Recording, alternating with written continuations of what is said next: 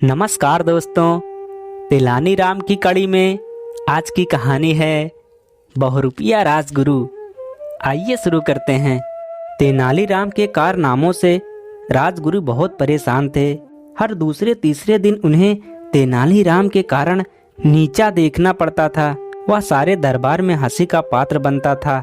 उन्होंने सोचा कि यह दुष्ट कई बार महाराज के मृत्युदंड से भी बच निकला है। इससे छुटकारा पाने का केवल एक ही रास्ता है कि मैं स्वयं इसको किसी तरह मार दूं। उन्होंने मन ही मन एक योजना बनाई। राजगुरु कुछ दिनों के लिए तीर्थ यात्रा के बहाने नगर छोड़कर चले गए और एक जाने माने बहुरूपिये के यहाँ जाकर उससे प्रशिक्षण लेने लगे। कुछ समय में वे बहुरूपिये के सारे करतब दिखाने में कुशल हो गए। वे बहुरूपिये के भेष में ही वापस नगर चले आए और दरबार में पहुंचे। उन्होंने राजा से कहा कि वे तरह तरह के करतब दिखा सकते हैं। राजा बोले, तुम्हारा सबसे अच्छा स्वांग कौन सा है?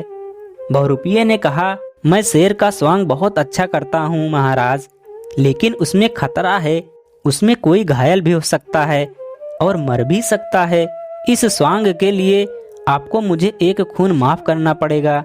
महाराज ने उनकी शर्त मान ली।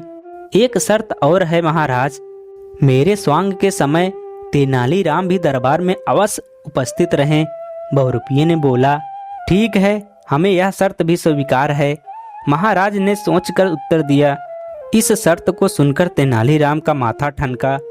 उसे लगा कि यह अवश्य कोई शत्रु है जो स्वांग के बहाने मेरी हत्या करना चाहता है। अगले दिन स्वांग होना था। तेनालीराम अपने कपड़ों के नीचे कवच पहनकर आया ताकि अगर कुछ गड़बड़ हो तो वह अपनी रक्षा कर सके। स्वांग शुरू हुआ। बहुरूपिये की कला का प्रदर्शन देखकर सभी दंग थे। कुछ देर तक उछल कूद करने के बाद अचानक बहुरूपिया तेनालीराम के पास पहुंचा और उस पर झपट पड़ा। तेनालीराम तो पहले से ही तैयार था। उसने धीरे से अपने हथनके से उस पर वार किया। तिलमिलाता हुआ बहुरूपिया उछलकर जमीन पर गिर पड़ा। तेनालीराम पर हुए आक्रमण से राजा भी एकदम घबरा गए थे। कहीं तेनालीराम को कुछ हो जाता तो उन्हें बहुरूपिये की शर्त का ध्यान आया। एक खून की माफी और तेनालीराम के दरबार में उपस्थित रहने की शर्त। अवश्य दाल में कुछ काला है। उन्होंने तेनालीराम को अपने पास बुलाकर पूछा, तुम ठीक हो ना? घाव तो नहीं हुआ? तेनालीराम ने महाराज को कवच दिखा दिया। उसे एक खरोच भी नहीं आई थी। महाराज ने पूछा, क्या तुम्हें इस व्यक्ति पर संदेह था तो तुम कवच पहनकर आए हो? महाराज, अगर इसकी नीयत साफ होती तो यह दरबार में मेरे उपस्थित रहने की शर्त न रखता। महाराज बोले, इस दुष्ट को मैं दंड देना चाहता हूँ। इसने तुम्हारे प्राण लेने का प्रयत्न किया है। मैं इसे अभी फांसी का दंड दे सकता हूँ, लेकिन मैं चाहता हूँ कि तुम स्वयं इससे बदला लो। जी हाँ, मैं स्वयं ही इसको मजा चखाऊंगा। तेनालीराम गंभीरता से बोला। वह कैसे? महाराज ने पूछा। बस आप देखते जाइए, तेनालीराम ने उत्तर दिया।